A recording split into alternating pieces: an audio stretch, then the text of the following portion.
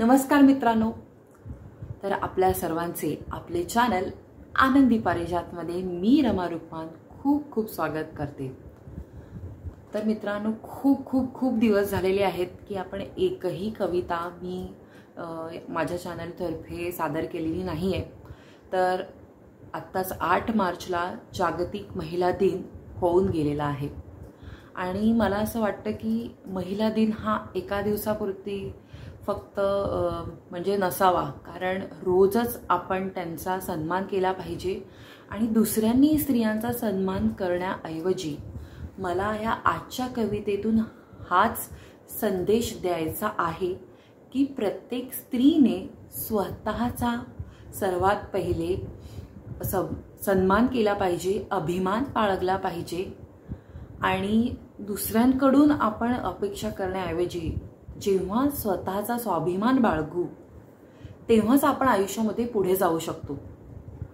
तर चला मग सुरू करूयात आजच्या कवितेला। आणि ही कविता कोणी लिहिली आहे मला माहित नाही, कारण ही मला एका सोशल मीडियातर्फेच माझ्या वाचनात आली होती आणि मला खूप आवडली होती आणि अनेक दिवस माझ्या म्हणजे विचारांमध्ये होती की मला ही शेअर करायची आहे। कवितेला सुरुवात करते। कवितेचं शीर्षक रोज एक नेम कर। रोज एक नेम कर, स्वतःवरती प्रेम कर। रोज एक नेम कर, स्वतःवरती प्रेम कर। आरशात बघून स्वतःलाच म्हण, तुझ्यासारखी नाही कोणी, तुझ्यासारखी नाही कोणी। सावळी स्थूल असोवा ठेंगणी, सावळी स्थूल असोवा ठेंगणी। लाजायचं नाही आपल्या देहाला, मनाशी हे ठाम कर।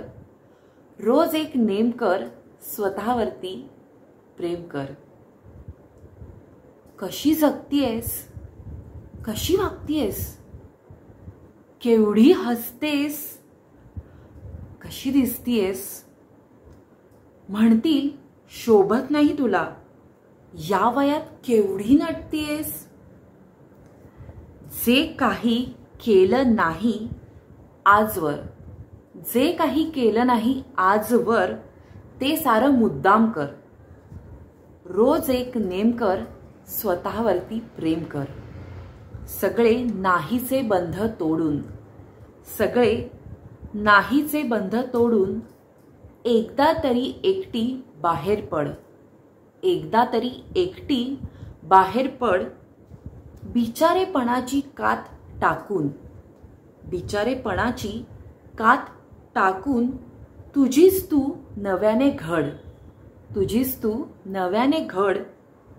वीज तुझ्यात, तेज तुझ्यात, मातीचेही हेम कर। रोज एक नेम कर, स्वतःवरती प्रेम कर। रोज एक नेम कर, स्वतःवरती प्रेम कर। तर ही कविता पेश करण्यामागचं कारण म्हणजे आता जो महिला दिन होऊन गेलेला आहे, तर सर्व स्त्रियांना मला हाच संदेश द्यायचा आहे की प्रत्येकाने स्वतःवरती प्रेम करा, स्वतःचा अभिमान बाळगा, स्वाभिमान बाळगा आणि बघा तुम्ही आयुष्यात खूप काही करू शकता। फक्त आपल्याला आपल्या मनातला न्यूनगंड काढून टाकण्याची खरंच खूप गरज आहे। तर मित्रांनो, ही कविता तुम्हाला कशी वाटली हे कमेंट्समध्ये मला नक्की कळवा। आवडली असल्यास आमचं चॅनल लाईक करायला, सबस्क्राईब करायला, शेअर करायला विसरू नका। पुढल्या भागात भेटूया एका नवीन कवितेसह, एका नवीन विषयासह। तोपर्यंत लोभ असावा मित्रांनो। धन्यवाद।